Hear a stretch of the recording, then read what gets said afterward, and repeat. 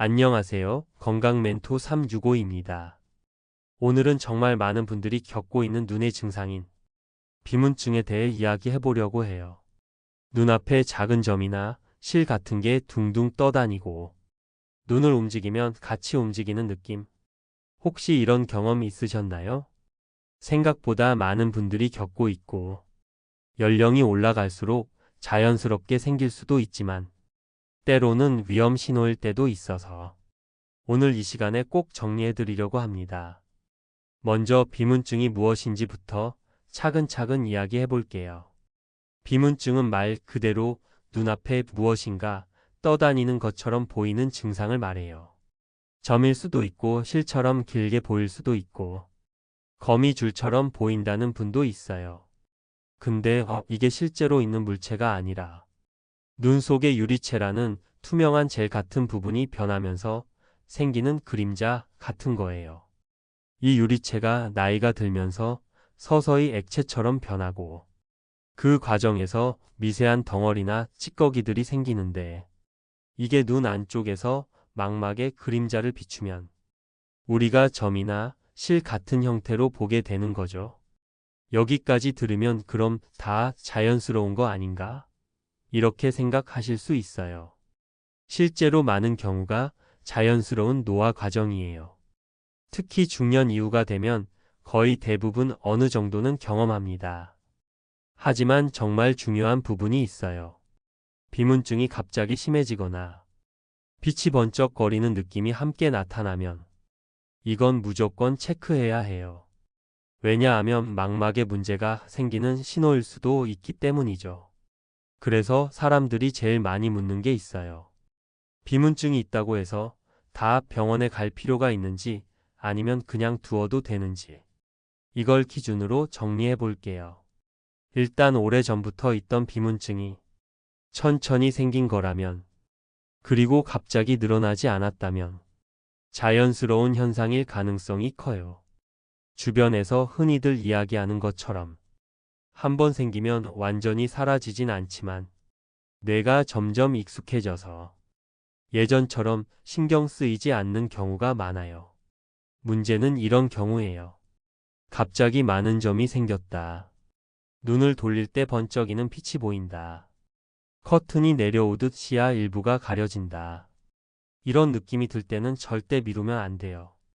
특히 번쩍거림은 망막이 자극을 받거나 찢어지기 시작할 때 나타나는 신호이기도 해서 이런 상황은 바로 안과에서 진료를 받아야 합니다.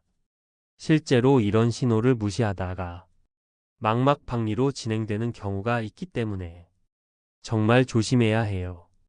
그럼 여기서 많은 분들이 비문증이 생겼을 때 일상에서 조심해야 할 점들이 무엇인지 궁금해합니다. 먼저 눈을 과도하게 비비는 습관은 피하는 게 좋아요. 눈을 세게 비비면 압력이 순간적으로 올라가서 유리체나 망막에 부담이 갈 수 있어요. 그 다음엔 스마트폰이나 모니터를 오래 보는 생활 습관. 이것도 눈의 피로를 극도로 높여서 비문증이나 다른 눈 질환을 더 쉽게 느끼게 만들죠. 밝은 화면을 밤에 오래 보는 것도 피로도를 크게 올립니다. 또 하나는 격한 운동이나 갑작스러운 충격. 이런 것들도 눈 속 구조물에 영향을 줄 수 있어서 비문증이 악화되는 계기가 되기도 해요. 심지어 기침을 너무 세게 했을 때 또는 무거운 것을 갑자기 들어 올렸을 때 갑자기 비문증이 늘어났다는 분들도 있어요. 자, 그러면 비문증은 치료가 가능한지 이 부분이 가장 궁금하실 텐데요. 일단 자연스러운 노화 과정으로 생긴 비문증은 대부분 치료가 꼭 필요하지 않아요. 지금 있는 부유물이 시야를 지나가더라도 시간이 지나면 조금 내려가거나 뇌가 그 존재를 무시하는 방향으로 적응하게 되죠. 병원에서 가능한 치료는 크게 두 가지가 있어요.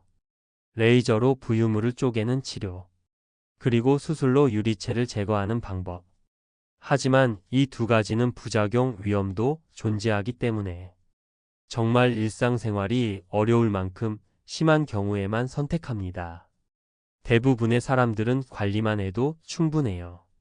생활 속에서 할 수 있는 관리도 몇 가지 알려드릴게요.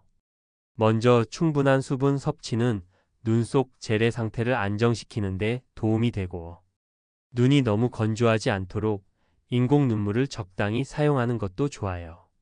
그리고 밝은 곳에서 너무 오랫동안 작은 글씨를 보거나 불빛이 강한 곳에서 오래 머무르는 습관은 줄이는 게 좋습니다. 실내 조명을 너무 어둡게 해두고 스마트폰만 밝게 보는 것도 피해야 해요. 또 하나 기억해야 할 점은 혈압이나 혈당이 너무 높거나 낮아도 눈 혈관에 부담이 생기고 비문증이 더 두드러질 수 있다는 점이에요. 전신 건강이 눈 건강과 밀접하게 연결되어 있다는 걸 꼭 기억해 주세요. 마지막으로 비문증이 있다고 너무 불안해 하실 필요는 없어요. 대부분은 시간이 지나면 적응이 되고 심각한 문제 없이 지낼 수 있어요. 하지만 이럴 때는 병원에 가야 한다. 이 기준만 정확히 알고 계시면 정말 불안할 필요가 없습니다. 오늘 비문증에 대해 이야기를 쭉 나눠봤는데요. 혹시 시청자분들께서도 비문증 경험이 있으시면 댓글로 공유해 주시면 좋겠습니다. 눈 건강은 평소 관리와 조기 발견이 가장 중요합니다. 오늘 영상이 도움이 되셨다면 좋아요와 구독 부탁드립니다. 저는 다음 영상에서도 좋은 정보로 찾아뵙겠습니다. 감사합니다.